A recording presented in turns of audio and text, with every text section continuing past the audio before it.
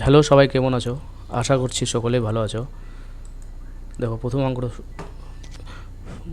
বলছে যদি 3টি আমকে 4টি আমের ক্রয় মূল্যে বিক্রি করা হয় তবে লাভ কত। তাহলে এখানে আমরা বোঝাতে হবে 3টে আমকে, তাহলে 4টে আমের ক্রয় মূল্য, তাহলে 4টে আমের ক্রয় মূল্য হচ্ছে 3টে আমের বিক্রয় মূল্য।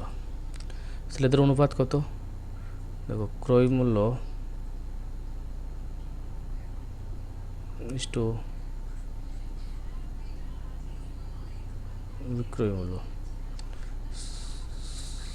এদের অনুপাত কত? 3:4। এটা কি 3 টাকায় কিনে 4 টাকায় বিক্রি করেছে, 1 টাকা লাভ। এর মধ্যে গ্রাফটা কত? 1 টাকা লাভ। তাহলে শতকরা লাভ কত? শতকরা লাভ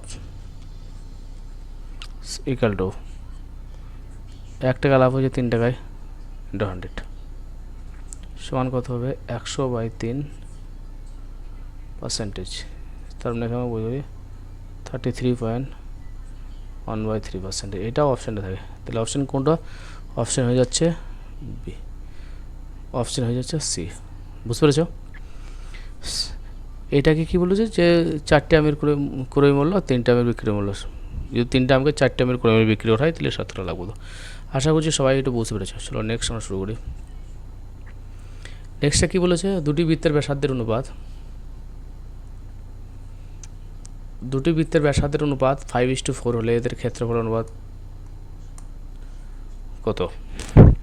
তাহলে প্রথমে চেষ্টা করো দুটো বৃত্তের ক্ষেত্রে। আচ্ছা সবাই, এটা কিন্তু উত্তর দেখো 5 আর 4 আছে না, তাহলে ক্ষেত্রফল কি ব্যাসার্ধের স্কোয়ার হয়, আমরা বোঝা নিতে। তাহলে এটা কিন্তু 25 আর 16 দেখে বোঝায়, কিন্তু আমরা করবো কি? দেখো ক্ষেত্রফল আমরা বলি ক্ষেত্রফল সমান যদি এ হয় তাহলে এদের সূত্র হচ্ছে, ক্ষেত্রফল সূত্র হচ্ছে পাই আর স্কোয়ার, এটা সমান হচ্ছে ক্ষেত্রফল, আর ইংরেজিতে এরিয়া বলে। তাহলে কটা বৃত্ত? দুটি বৃত্ত, তাহলে E1 A2।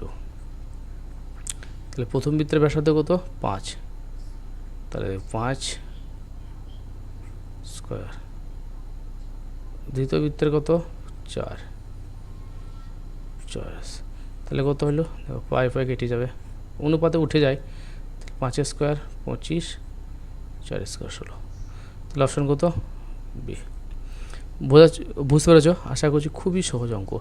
যদি তোমরা কখনো বোঝো যে এই বৃত্তের ব্যাসার্ধের সাথে ক্ষেত্রফলের সম্পর্ক হবে স্কোয়ার, ক্ষেত্রফল মানে স্কোয়ার হয়ে যাবে, মানে 5x5 4x4 যেটা দেবে তার ডবল হবে।